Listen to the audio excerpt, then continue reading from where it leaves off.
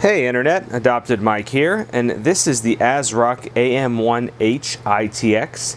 As the name would imply, it's a socket AM1 from AMD, and it's an ITX motherboard. And we can see down here, following along there, it's for use with a Sempron or the Athlon AM1.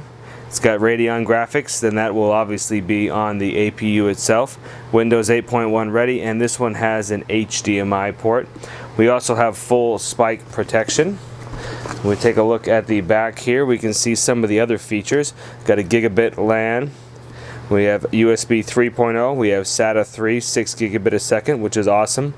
We got solid capacitor designs, and like I said before, it supports the AM1 socket from AMD. There's our surge protection, lighting protection, and ESD protection. And then up here we have a little look at the board, and also there's a mini PCIe slot, and there's 4 graphics outputs, which I think is actually pretty crazy really on a socket AM1, especially for the price. Anyway, let's take a look inside the box and see what it comes with. So starting off with the accessories, we've got a multilingual manual here telling you all of the things about the motherboard. We also have the driver disk, but it's always good to double check online when you get the system up to make sure you have the newest drivers. At this point in time, the AM1 platform is pretty new, so there could be updates and BIOS updates and stuff like that that you might want to check out. We get some SATA cables. There is a right angle and then a straight one, and the other end obviously is straight on both of them. We get a rear I/O shield of the standard silver shiny variety. Here is a screw that you use to screw down the mini PCIe card should you use it, and we can show you that later, but it's nice that it comes with the included screw. I don't know where else you'd get it. It's kind of a funny one. And then we also have this, which appears to be a SATA extension or a single to dual SATA power adapter, and there's a particular reason why this is in here. It's because, oops, excuse me there, sorry about that, knocked the camera over. This board is actually able to be powered off of a 19-volt DC jack here. So, and in the manual it lists, it recommends which ones to get, but it's definitely a 19-volt input, and then from there you can attach the SATA cable here and get power to some SATA devices. So that actually works out pretty cool. Or you can go with a, say, 24-pin power there. And something to think about, being this is a low power platform, that is kind of a neat little added bonus. So anyway, let's get a little closer look at the motherboard. Okay, so we're going to start off at the bottom of the board here. So first of all, you can see the by 16 slot, although it is only wired for by 4. A limitation of the AM1 chipset is it only has 4 PCI Express lanes. So that's one thing to consider depending on what you're using this for. So you can fit a by 16 card in here, but you're just going to get 4 electrical lanes. So that's one thing to think about.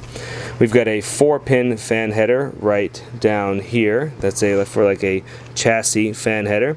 We've got our front panel connectors that are right here, so for the power and reset and hard drive activity and power light. We've got 4 SATA 3 6 gigabit a second ports here. There's our SATA power out that would be used when you're using the DC input. Obviously, well, you know what, it might. I don't think this works though when you're using a 24-pin, because then if you have a power supply you don't need to use that. And there's our 24-pin there. One thing to think about, do not connect the DC in and the 24-pin at the same time, because I'm sure something will short out. Then next to that we have 2 DIMM slots there, so we could get up to 16 gigabytes of RAM in this, so 2 8s.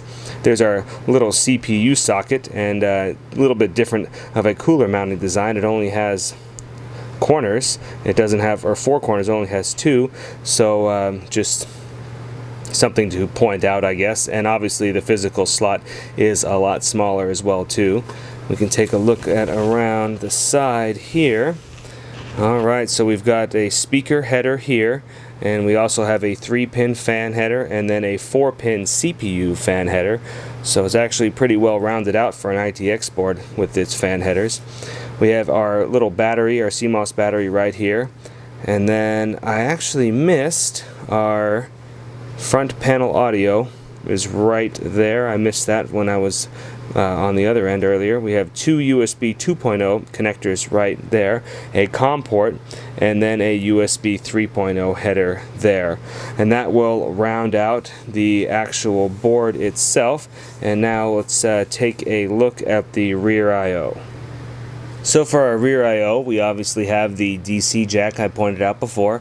We've got a combo PS2 port, two USB 2.0, and now we've got our 4 output options. We've got a DVI digital here, we've got a VGA, we've got the HDMI and DisplayPort there, so those are 4 outputs. Then we've got a gigabit Ethernet, 2 USB 3.0, and then multi-channel out with optical audio as well too.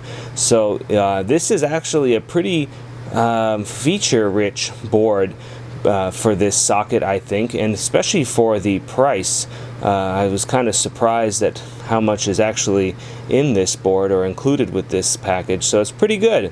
Definitely think this is probably one of the higher end AM1 boards. So anyway, that wraps up my unboxing and quick look at the ASRock AM1H-ITX motherboard, sporting the new socket AM1 from AMD. And anyway, if you like this video, give me the thumbs up and let me know what you think. I'm going to be doing a build with this particular board in the future, and I'm kind of excited to mess with it, especially being that I can do a build without a power supply, so we can use some smaller cases and not have to mess with some of those louder, tiny, like TFX power supplies with the little bitty fan that kind of howl away. So I'm excited to do a build with this. Anyway, thank you guys for watching.